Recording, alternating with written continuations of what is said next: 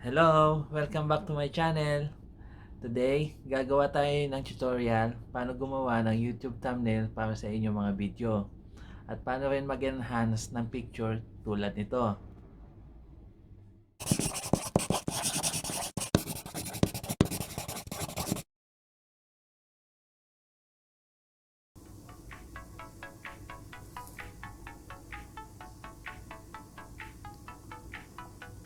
Ayan, inopen ko ang aking Photoshop.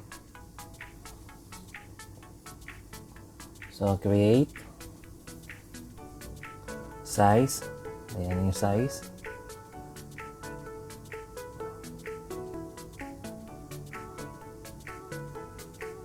I-drag ko lang yung picture para sa YouTube thumbnail. And then, resize ko lang din siya.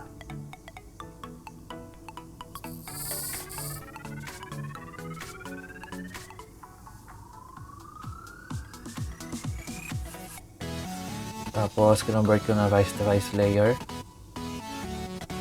And then, pupunta ako sa levels para controlling yung light. And then, in-edit ko lang yung value para sa mga light adjustment.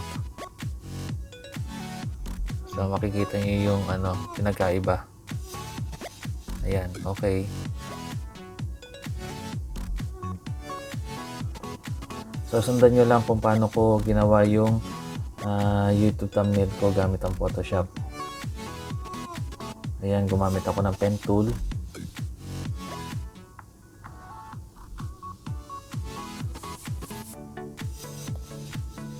Bali kasi ang gusto kong gawin dito is i-highlight yung laptop para sa YouTube thumbnail ko. Gusto kong medyo i-darken yung background ng laptop para ma-highlight mismo yung object natin.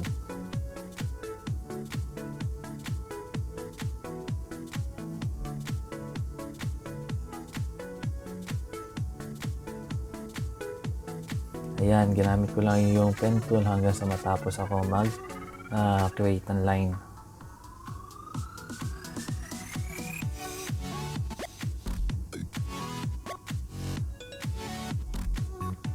Tapos move, pen tool again, selection, and then okay. Tapos duplicate lang. Gamit yung camera.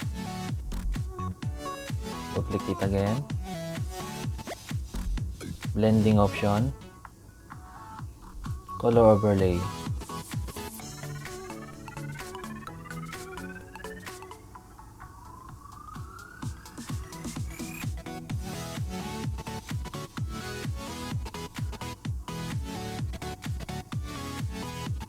So layer again ulit.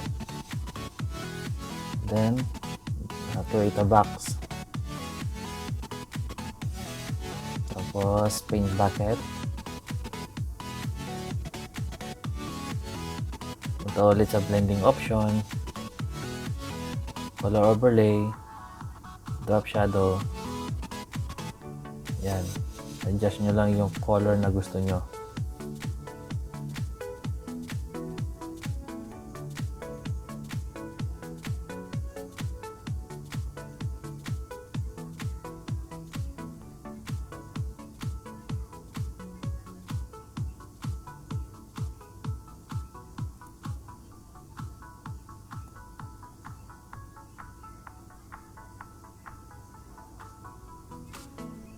So, para sa akin, ito yung color na gusto ko. And go to 100%. Yan. Tapos, drop shadow. I-adjust nyo lang yung angle, distance, spread, and size.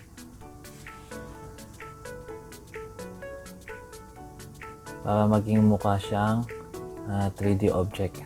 Yan, makikita nyo siya.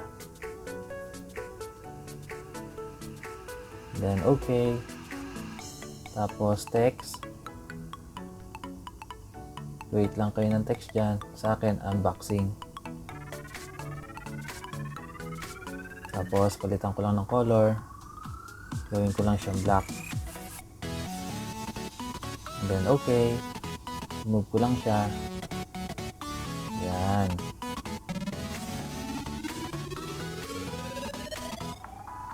Tapos resize ko lang yung sa likod na background.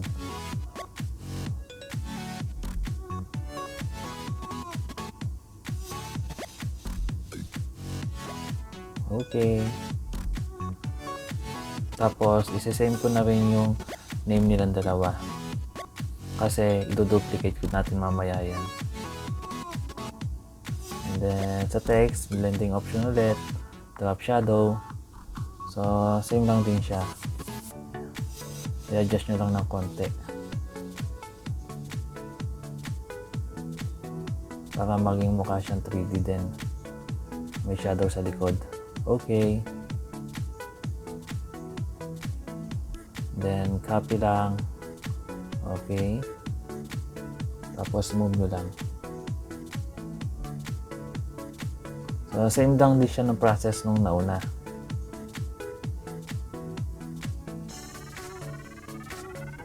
Punta ulit sa color overlay. Palitan lang din yung color. Ako red ngayon. And then okay ko lang. Then okay lang ulit. Tapos palitan lang din ulit yung name.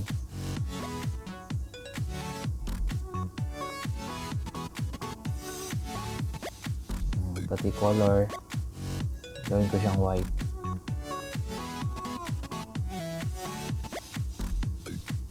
So resize ko lang ulit din yung background.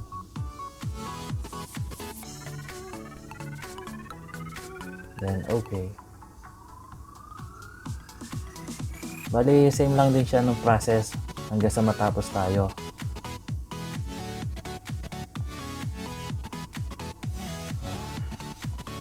Ayan, ikakopy ko lang ulit yan.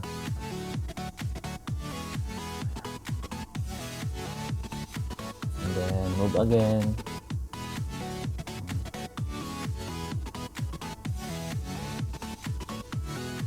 Tapos, rename ulit.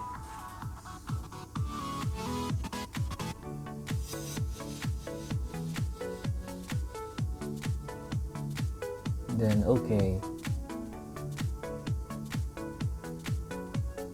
And then rename ulit dun sa background.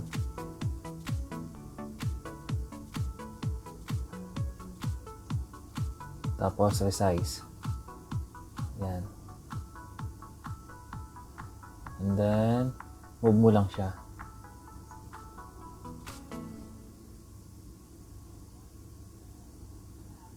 Then duplicate ulit. Okay, and move. And then rename. So paulit-ulit lang yung process hanggang sa matapos talaga. So panoorin nyo lang kung paano ko siya ginagawa.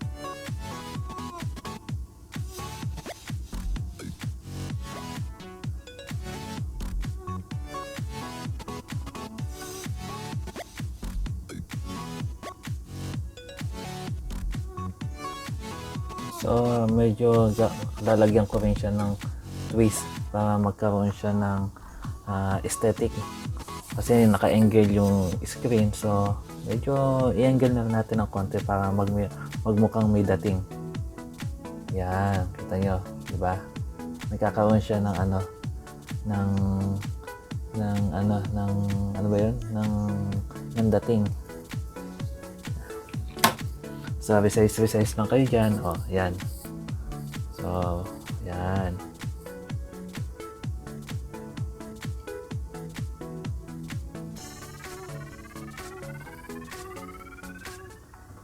Yan, imumove ko lang to.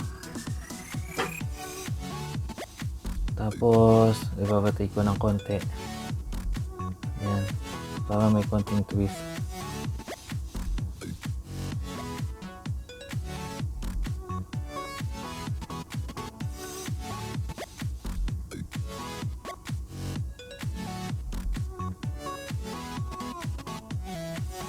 Yan, okay.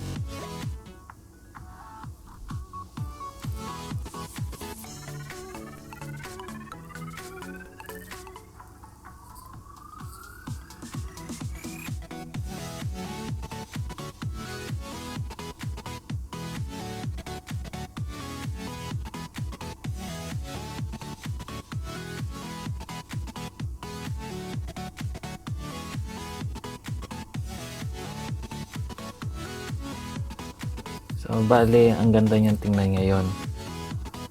Kasi nagmumukha siya na na 3D. Tapos, i-resize ko lang ito sa gilid para mas may dating siya.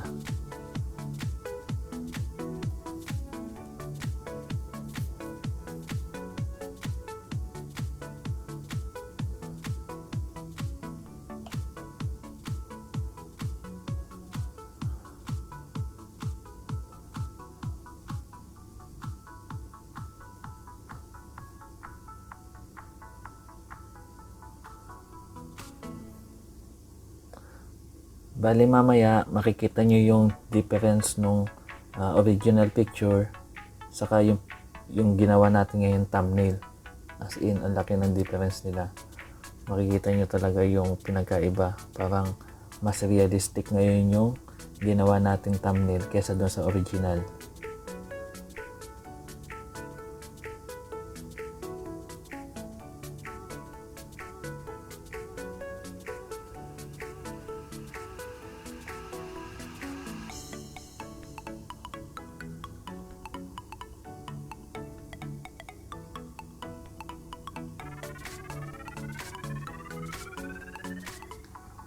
So, naglagay na rin ako ng maliit na parang description sa baba para makita ng viewers na ito palang laptop na to is mid-range na with high performance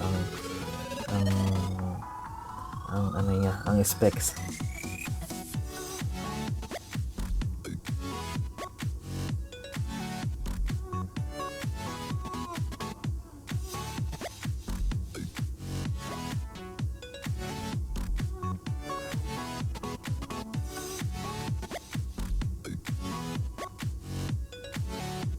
Then, move ko lang ito ng konti and then resize.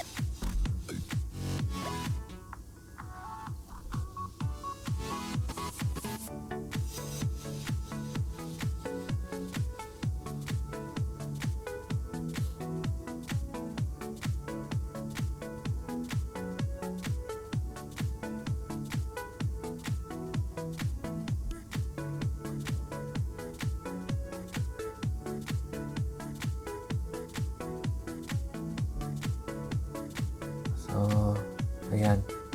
Mas maganda talaga mas maganda tingnan siya ngayon. So, medyo i-resize ko lang to ng background natin sa likod para ma-accommodate yung text. And then, okay. Tapos, save as ko lang. Tingnan natin kung ano yung kinalabasan. So, desktop muna ako. Save ko na as JPEG.